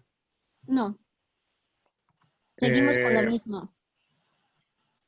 Sí, pregunta Sandra Caro López, ¿sería la oferta y la demanda de los bienes y servicios lo que crea inflación? Ya la Haciendo contestó referencia. la doctora Correa. Ujú. Fernando Robledo dice, ¿cuál es su opinión de la nueva teoría monetaria y la posibilidad de emitir moneda en ese marco? Esa es una pregunta de Fernando Robledo. Por acá la pregunta que también comentaba Fátima dice, ¿a qué se refiere el dinero como unidad de cuenta? Las economías dolarizadas a nivel nación trae pérdida de soberanía, pero no se tiene control. ¿Qué sucede en economías municipales que se encuentran dolarizadas? Bien, ¿a qué se refiere el dinero como unidad de cuenta y qué sucede con economías dolarizadas? Es lo que entiendo. También otra pregunta más de Eric es, en caso de la producción agroalimentaria, ¿se puede considerar creación de dinero a través de los productos que se comercializan? ¿O solo es mercancía que se puede intercambiar a través de dinero para adquirir otras mercancías, productos o servicios? Bueno, son algunas de las que, Sí, ya... no entiendo esa. Sí, sí, les pedimos que traten de ser un poquito concretos con las preguntas. Aquí el doctor Roberto Soto tenía una pregunta para la doctora Correa. Dice, ¿la creación de monedas únicas influye en la capacidad de las economías nacionales para hacer frente al desarrollo? Es una pregunta para la doctora Correa. Y ya serían todas. Sí, hay muchísimas preguntas, pero bueno, a mí me interesa mucho una, no sé, pero tú, Alicia, decide que... No, aquí yo contestaría la de la teoría monetaria del dinero, la Modern Money Theory, que está muy en boga y una de las, acaba de sacar el libro Stephanie Bell, que Stephanie Bell, y yo no sé en Estados Unidos por qué las mujeres se ponen el apellido del marido, después se divorcian o quedan viudas y siguen con el mismo, pero bueno, creo que aquí somos más coherentes las mujeres. Seguimos usando el apellido con el que nacimos. Bueno, entonces Stephanie y Randall Ray fueron compañeros míos cuando hice mi sabático en la Universidad de Missouri, Kansas City, e incluso fueron alumnos de John Henry, que lamentablemente acaba de dejarnos, y efectivamente la teoría moderna del dinero viene de este pensamiento heterodoxo, donde definitivamente, y es un poco lo que hemos estado trabajando en esta sesión y que vamos a seguir trabajando, es que no hay problema con la deuda. O sea, y en este momento lo que dice Stephanie es que hay que gastar, o sea, hay que crear liquidez para poder solventar el problema que estamos teniendo con el desempleo. O sea, no importa que sigamos emitiendo, y Estados Unidos lleva más de como 2.3, 2.8, bueno, es una cantidad impresionante de apoyo, por supuesto de apoyo a las grandes empresas y un poco de apoyo, yo no me acuerdo si son $1,000 o $2,000 para para todos aquellos que tengan una cuenta, automáticamente se les depositó. Pero esto lo que quiere decir es que el dinero es precisamente eso, para gastarse. En el momento en que se gasta el dinero, en ese momento yo estoy salvando un empleo. Ese es lo importante de la teoría moderna del dinero. Nada más se lo estoy poniendo a nivel de kinder. Y esto es lo que nosotros tenemos que entender. Y todos aquellos que están en el gobierno, en los gobiernos latinoamericanos sobre todo, e incluso el actual presidente Fernández de Argentina, debe de entender que el dinero es para gastarse y las deudas, pues muchas veces, y por ahí viene una cita, que si yo le debo al banco $1,000, bueno, no hay problema, ¿no? Pero ¿qué pasa cuando yo le debo $1,000,000,000? Entonces el banco está en problemas. Y eso es lo que pasó en la crisis 2008-2009, donde se tuvieron que salvar a los bancos y ahora se están salvando a los grandes consorcios y lamentablemente se están salvando, pero al mismo tiempo están creando un problema de desempleo enorme. Entonces, sí se tiene que entender que en la medida en que gaste más el gobierno o a través de créditos, esto me ayuda a precisamente a crear empleo. Sí, en el caso de los académicos o en el caso de la gente que está en el sector público, que se les ha reducido su salario, automáticamente dejarán de pagar renta o dejarán de pagar los útiles de los niños o dejarán de hacer, pues ya no comerán, no sé, jamón o pasarán a la soya, que es más barata, qué sé yo. Bueno, quién sabe, ¿no? Porque ahora los productos orgánicos son más caros que el pollo, pero o dejarán de comer quinoa, ¿no? Que es lo que está de moda.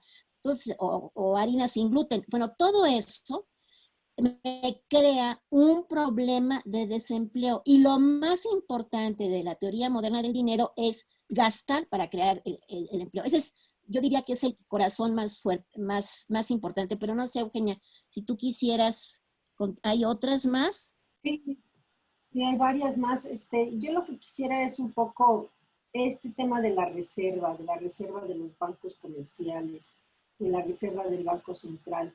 Se consideraba que mientras que, y es el tema también que manejan las cuentas del Banco de Pagos Internacionales, en el sentido de que se considera que un banco que está suficientemente capitalizado, que tiene suficientes reservas metálicas, como por ejemplo el respaldo del dólar en oro, etcétera, pues entonces eso es lo que permitía que hubiera un financiamiento sano, que en el momento en que ya la Reserva Federal, la reserva en oro de la Reserva Federal ya no tenía esa equivalencia con los dólares en circulaciones cuando se nos vino el problema financiero. Yo quisiera decirles a ustedes que ya hace mucho tiempo que los bancos, ni los bancos comerciales tienen un capital suficiente para hacer de ninguna manera el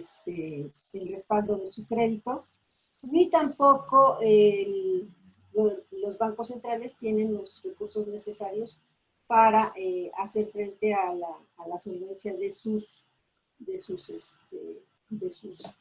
dinero que crean. ¿Qué es lo que sucede? Muchos de los reservas que mantienen los bancos comerciales, pues es en dinero que tienen en el Banco Central. Otras veces es simplemente cuentas en otros bancos en el extranjero. El Banco Central lo que tiene son cuentas de cuentas, eso, de dinero no billetes ni nada, sino simplemente de depósitos en los bancos, en otros bancos centrales. Los problemas financieros no nacen cuando se tienen o no se tienen las reservas. En realidad y ahí viene mucho la pregunta de la doctora Elizabeth Concha, ¿no? Que quiere saber qué es lo que activa el crédito de un banco comercial, si no es el depósito. Lo que activa el crédito de la banca comercial no es ni la cantidad de reservas que tiene, ni la cantidad de depósitos que tiene. Lo que activa es que haya clientes que quieran pagar, que quieran recibir ese crédito y pagar, pagar los intereses bajo las condiciones que ellos están planteando, ¿sí? Evidentemente ahí los bancos pues están haciendo una estimación del futuro, que no necesariamente es así, pero por ejemplo, hace 5 años estimularon muchísimo el crecimiento del crédito hipotecario en México. Lo sabemos bien que a principios de este siglo, pues estimularon muchísimo el crecimiento del crédito hipotecario. ¿Por qué? Porque se veía que había grandes grupos de familias con ingresos suficientes justamente para poder pagar las determinadas tasas llamadas de mercado de los créditos hipotecarios. Y porque además esos créditos hipotecarios, los bancos lo que estaban haciendo era venderlos rentablemente a fondos de inversión que estaban demandando nuevos instrumentos de inversión, porque si reciben muchísimos flujos y no tienen instrumentos de inversión, pues entonces eso sí es un problema. Entonces tienen que haber más y más y más instrumentos de inversión. Es así, por lo tanto, que el crédito se activa del banco comercial por la misma dinámica económica, y en ese sentido es que se dice que el dinero es endógeno. Espero que esto sirva para las preguntas que traté de contestar, porque sí es muy, muy importante lo que se está planteando. El dinero es endógeno precisamente porque se crea en función de las condiciones y de las presumibles condiciones del futuro de las economías, de las economías y la capacidad de pago de los intereses de las empresas y de las familias.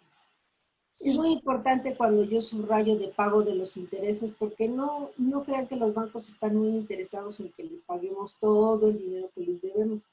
Ellos, con seguir recibiendo sus intereses, más o menos, están más que satisfechos. No crean ustedes que la deuda no nació para ser pagada, nació para recibir los intereses que genera. Sí, aquí hay dos preguntas, Eugenia, sí, que me gustaría contestar. Bueno, ya la perdí, pero dice sobre Paul Samuelson, que es en su libro, pues sí, efectivamente empieza con que la economía es la ciencia que estudia los recursos escasos. Y pues sí, efectivamente le dieron el premio Nobel, pero eso no quiere decir que sea a Matthew, con el cual la doctora Correa y yo estuvimos fue a principios de este año, me parece que, o el año pasado, no, fue este año que estuvimos con él. Muy derrotado, pero estuvimos con él recién, ¿te acuerdas? Cuando todavía estaba... Sí, sí, estaba en su apogeo y ahora nadie se le acercó era la última versión de su libro, pues también le dieron el premio Nobel, and so what, y precisamente el hecho de no entender la economía de otra perspectiva es el fracaso de la economía, donde los economistas, y voy a decir el chiste, que son como Colón, supieron de dónde salieron, pero nunca supieron a dónde llegar. Entonces, lamentablemente, los economistas son los que están en el Fondo Monetario Internacional, son los financieros que manejan las grandes corporativos, donde realmente están en la lucha por las ganancias financieras. Y aquí hay por aquí un comentario de las microempresas y los microcréditos. Dice algo en relación a Diego Guevara, me imagino que hace referencia a una exposición donde estuvo Diego Guevara hace 15 días de la Red de Economía Fiscal, Financiera y Monetaria que organizó la doctora Mónica Meireles, y ahí, pues sí, hasta qué punto los microcréditos son buenos para los emprendimientos, pero jamás los que estudian los microcréditos y las microfinancieras no ven la otra cara de la moneda, que son los altos intereses. Y yo hago referencia a esto porque precisamente el plan que se crea después de la Gran Depresión a través de Fannie Mae y Fannie Mac, que es la oportunidad de dar créditos para tener una casa, ¿no? Y tener un coche y tu perro o tu gato, ¿verdad? Que es el American Way of Life, ¿verdad? Que se ha vendido por todo el mundo. Ahora los chinos también quieren eso, ¿verdad? Bueno, pues todo eso definitivamente fue a tasas de interés muy altas, perdón, bajísimas, tasas de interés bajísimas. Y en México, o sea, simplemente por falta de inversión y de gasto público en infraestructura, no tenemos ni una banca nacional que ofrezca tasas de interés bajas bajo un proyecto de construcción masiva en las áreas rurales, y lo que vemos es que las remesas que llegan a las personas, ¿cómo son? Un día hacen un cuarto aquí, el otro día hacen un cuarto acá y otro cuartito acá, y después intentan hacer una casita como en Estados Unidos, toda descuadrada. Y además sin acceso al agua, ¿no? Entonces, aquí es donde definitivamente la función del crédito es importantísimo y por eso es muy importante que entendamos que somos economías monetarias. Y hay otro mito que por aquí lo dijeron y lo voy a decir y no lo puse en el PowerPoint, que la economía, fíjense cómo la economía se basa principalmente en el trabajo no pagado. La economía es una ciencia que solamente estudia los asientos donde está el dinero, pero no ve el trabajo no pagado. Y el trabajo no pagado es el que sostiene la posibilidad de que en una unidad familiar o en una comunidad puedan lograr a través del empleo ingresos. Pero hay una parte de la economía que no se estudia y que realmente el éxito de la economía feminista en estos momentos y que viene desde hace ya varios decenios es estudiar ese trabajo no pagado que debería de estar en las cuentas nacionales. Entonces, sí me parece que es importante hacer esa acotación y sobre todo lo de los microcréditos. Yo por allí, bueno, hay muchísimas, dice, hay una de Violeta Rodríguez del Villar que dice, lo que asumen los neoclásicos es la escasez de bienes. ¿Es esto lo mismo que la escasez de dinero? Bueno, no sé qué quiso decir con ello, no sé. Y hay otra de Arturo Ramírez, ¿qué opina acerca de la noción de que el dinero produce dinero? No sé, Eugenia, si quisieras contestar. Es que ese tema de la escasez es muy bonito porque pues siempre es escasez en relación a qué. Por ejemplo, tenemos una bodega llena de zapatos. Pues yo diría que es una abundancia de zapatos si me las quiero poner todos yo sola, ¿no? Y diría que es una escasez de zapatos si quiero poner esa bodega de zapatos para todos los latinoamericanos, ¿no? Entonces, vean ustedes que la escasez pues se relaciona con abundancia. Y entonces, cada vez que hablamos de escasez, lo que estamos diciendo, somos muchos para lo poco que se produce. Somos muchos habitantes para las pocas escuelas que hay. Somos muchos habitantes para esto, somos muchos habitantes. Y estamos justamente cayendo en una posición, pues, totalmente rebasada ya por el pensamiento económico. No somos muchos, somos bien poquitos. Somos bien poquitos si nos aplicamos creativamente a mejorar nuestro planeta, a mejorar nuestras vidas, a mejorar nuestro bienestar. Somos bien poquitos. Y si me apuran, la población está decreciendo. Ahora, como acaba de sacar una feminista un libro que dice, hay huelga de bebés, ya las mujeres ya no están teniendo el número de bebés que estábamos teniendo antes. Ahorita la tasa en México es de 1.8.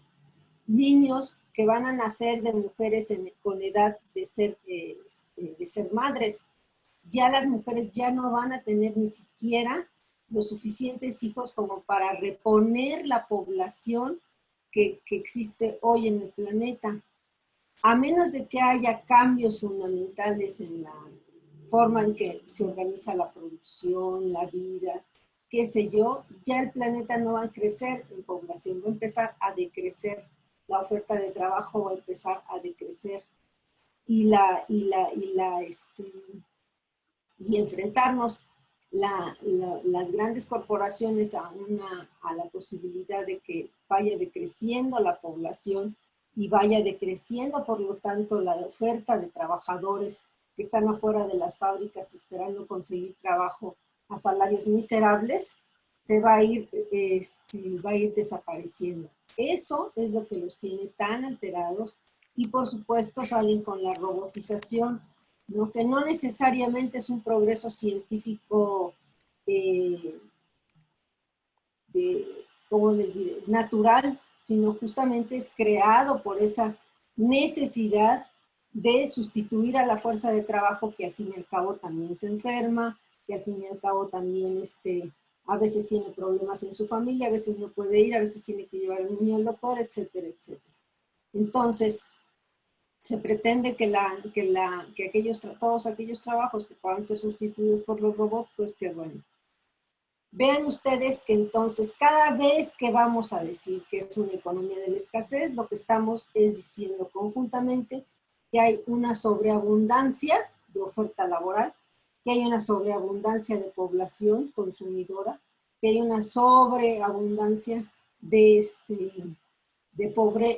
pobreza, ¿sí? O una sociedad que es altamente improductiva, ¿no? Que no somos capaces de elevar nuestra productividad. Y ahí estamos asumiendo un conjunto de supuestos de la teoría económica neoclásica que han venido siendo muy criticados exactamente por el keynesianismo institucionalista y por muchos otros que no se creen tan directamente el tema, por el mismo Veblen, por ejemplo, ¿sí? por el mismo Polanyi, por muchos otros, no solamente por Galbraith, no solamente por los post-keynesianos o los institucionalistas más clásicos. ¿Y eso qué quiere decir? Quiere decir sencillamente que no somos tantos, podemos perfectamente vivir con lo que nuestro planeta produce y podemos perfectamente empezar a invertir y hacer crecer la riqueza que produce en este planeta si somos capaces también de utilizar esa creatividad de los seres humanos para mejorar al planeta, no para destruirlo como lo hemos destruido hasta ahora. Entonces, si eso es así, pues toda la mitología esa de la economía de la escasez, etcétera, pues se derrumba horriblemente, y lo que nos encontramos es un planeta que requiere cuidados también, igual que los seres humanos, que requiere no caer en la sobreexplotación de los recursos naturales, que requiere en definitiva pues un paradigma de desarrollo distinto al que hemos venido prosiguiendo en los últimos años, y a la sobreexplotación de los últimos 40 años a partir de las políticas neoliberales. Sí que espero que estemos ya un poco más entretejidos con esos mitos, ¿no? Porque los mitos es lo que nos está destruyendo y es lo que nos han enseñado día tras día en los medios de comunicación, día tras día en las escuelas. Entonces, eso es lo que nos está destruyendo nuestra capacidad. Esos mitos nos están destruyendo nuestra capacidad de crear un mundo mejor, de crear ese mundo que todos desearíamos para, ya no digo los hijos, siquiera los nietos o los tataranietos o alguna cosa así en el siglo XXI, ¿no? Sí, yo quisiera, mira, yo creo que, Eugenia, hay muchas preguntas muy interesantes. Le estoy pidiendo a Daniel, o incluso después en la grabación, podemos copiar todas y quizás la próxima clase, al inicio de la clase, podamos entrar con algunas respuestas. Pero hay muchísimas que nos gustaría contestar. Tenemos que terminar porque ya estamos a 10 minutos de las 2 de la tarde. Y la plataforma también se requiere para otra actividad, pero hay una que me llama la atención, también es de Violeta, dice sobre, es que me las están moviendo, los créditos que está dando ahora el gobierno a pequeñas empresas o trabajadores de autoempleo, ¿en dónde entran? ¿Son parte de la inversión estatal en generar el empleo? Pues yo, en mi opinión, eso no es inversión del Estado. Eso es obra de caridad, ¿sí? Y es esa construcción del cristianismo de que hay que darle a los pobres. O sea, hay que darles las migajas que tienen los ricos. No, eso no es inversión estatal, por favor. Inversión estatal es que bajo un proyecto de desarrollo estemos construyendo un acceso, un camino, un hospital, una mejor escuela y además al mismo tiempo creando empleo. ¿Y por qué salud? La salud es tan importante y voy a tomar el ejemplo que muchas veces las nutriólogas dicen, es que tiene, esta persona trae desnutrición en feto. Ah, caray, ¿qué quiere decir eso? Bueno, que la mamá nunca tuvo acceso a un cuidado durante la gestación, ni tomó vitaminas, ni comió bien, tuvo lo que podía, y entonces ya viene ese producto, vamos a hablarlo así, ese bebé o esa futura fuerza de trabajo que requerimos para el proceso de producción, pues ya viene, por más que le demos clases de inglés, le demos primaria, secundaria, jamás va a poder terminar esa primaria, ni menos la secundaria, y por lo tanto la calificación de su fuerza de trabajo viene determinada desde antes de su nacimiento. Entonces, hay cosas que realmente los gobernantes deberían entender, porque, por ejemplo, una mujer o una jefa de familia o un jefe de familia que tiene los niños, sobre todo en las áreas rurales, pero además no tiene acceso a luz, no tiene acceso a energía, entonces tiene que ir al río por el agua, tiene que lavar en el río. Para cocinar tiene que traer eso y aparte ir a cortar los pocos árboles que quedan. Una inversión estatal es el acceso a la energía y puede ser otra de las cosas que tenemos que tratar aquí, la necesidad de pasar a energías renovables también y que son mucho más baratas que las no renovables y que por lo tanto, si viene COVID y le decimos lávese las manos y cante una canción, o otras que se ponen a rezar cuando se lavan las manos. Yo me imagino que en una zona rural donde no hay acceso al agua, pues difícilmente van a rezar, van a estar allí rezando el rosario cuando se están lavando las manos, por Dios. O que viene el COVID y las clases por televisión y resulta que la familia tiene más de 6 hijos. Entonces, ¿cómo le van a hacer? Y no tiene luz. Y las clases, hay en unas clases que se están dando incluso en Zacatecas, en el centro de Zacatecas de primaria, que corren a partir de las 8 de la noche. Entonces, ¿qué es? Hay algo que está mal allí. O sea, hay algo de que, bueno, ante lo que está evidenciando en este momento la pandemia, y ya un poco para terminar, y le daría unos minutos a la doctora Correa para terminar, es que esto afloró la falta del dinero, crédito y la falta de apreciación, no solamente en México, sino en gran parte de los países latinoamericanos y en gran parte de los países de África y del sureste asiático, o sea, y la India no se diga. O sea, esa falta de que todas estas políticas, en esa concepción de que el dinero cae desde el helicóptero, bueno, pues resulta que la pandemia evidenció el fracaso de la teoría económica que aprendemos desde que entramos a la Facultad de Economía y que además los que llegan al gobierno, ¿no? Pero no es la Facultad de Economía, es también la Facultad de Ciencias Empresariales en la Universidad Complutense o en la UBA, ¿verdad? O no se diga en la Católica de Chile o en la Católica del Perú, donde, ¿verdad? Su concepción, ahí no se diga en Colombia también, ¿verdad? La concepción de la economía es precisamente el libro de Paul Samuelson, ¿verdad? Premio Nobel de Economía. Y bueno, le doy la palabra a la doctora Correa, porque estamos a 7 minutos de que termine el curso.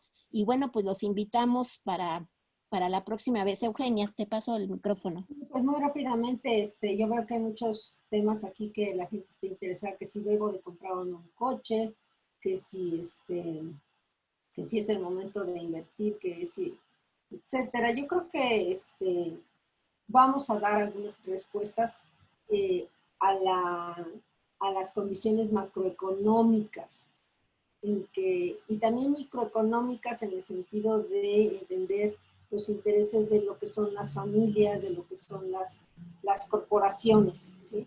Pero no, el curso no es de asesoría financiera, pues, para las inversiones.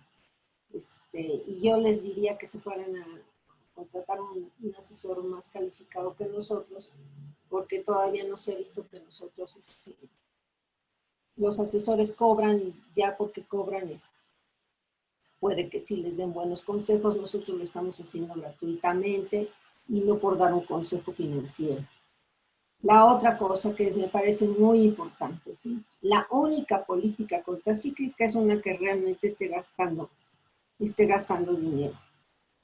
La única política contracíclica que podemos esperar es cuando se hacen déficits públicos, y eso es lo que vamos a ver en la siguiente sesión. Déficits públicos, una economía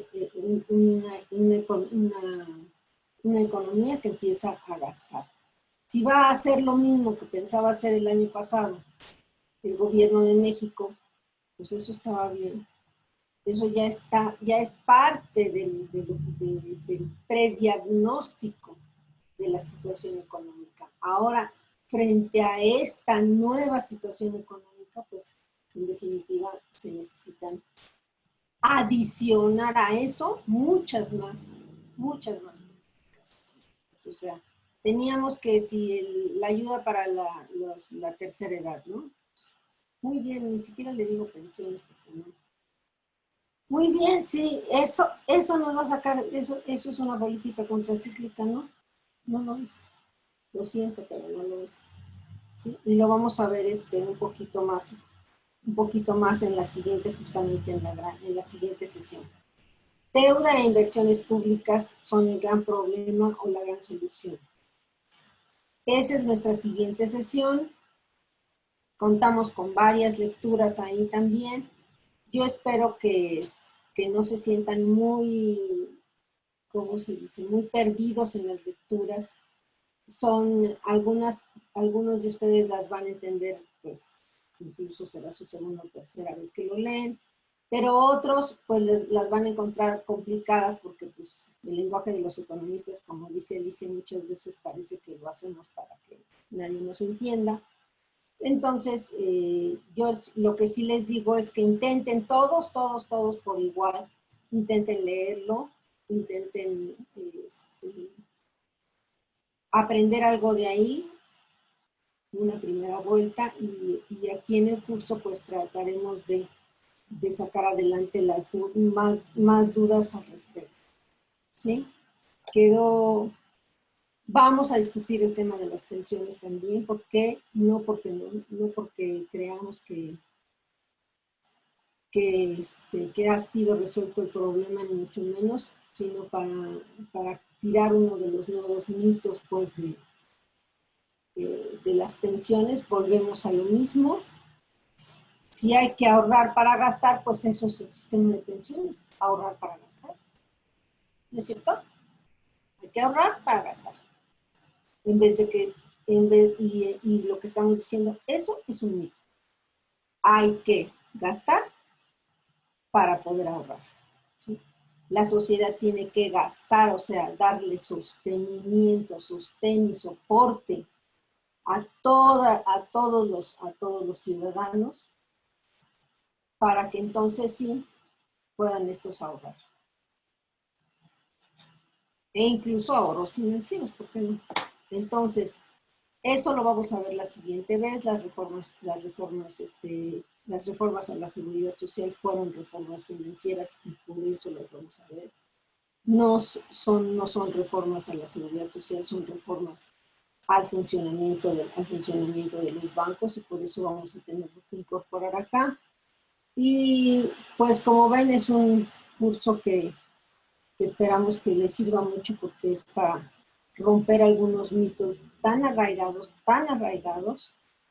que hasta parece increíble que hayan existido durante todos estos, pues por lo menos 200 de años. No, pero incluso antes, John Law, por ejemplo, se dedicó a desbancar y ustedes lo vieron en la lectura de Galbraith, se dedicó a desbancar esta cosa de que los bancos crean crédito por los depósitos, ya estoy hablando desde el siglo XVIII. Entonces, yo creo que esto nos subraya pues la realidad de que la economía no nació ayer, la ciencia económica, vamos a decirlo, no nació ayer como disciplina y hay muchas cosas que podemos seguir estudiando, sí, pero sin ignorar las aportaciones que vienen de atrás y sin pensar que, y no caer en esta tentación de que solamente lo que viene en papers en el siglo y en internet es lo que está haciendo aportaciones importantes. Yo ahí lo dejaría, Alicia, son las 2 de la tarde y me doy por satisfecha con lo que hoy se ha podido hablar con todos ustedes. Por favor, estudien un poquito y manden más preguntas, directamente No, al pues, correo electrónico y para irlas juntando con las que tiene Daniel y poder hacer un bag de preguntas importantes. pues sí, pues gracias, pues muy bien, pues felicidades a todos, bienvenidos a este curso de Economía Financiera Contemporánea. Esperemos que de algo sirva, que les cuestione todo lo que han aprendido y los que no son economistas les permita ver pues un futuro mejor y sobre todo los falsos presupuestos en los que se basa la llamada ciencia económica. Pues muchísimas gracias.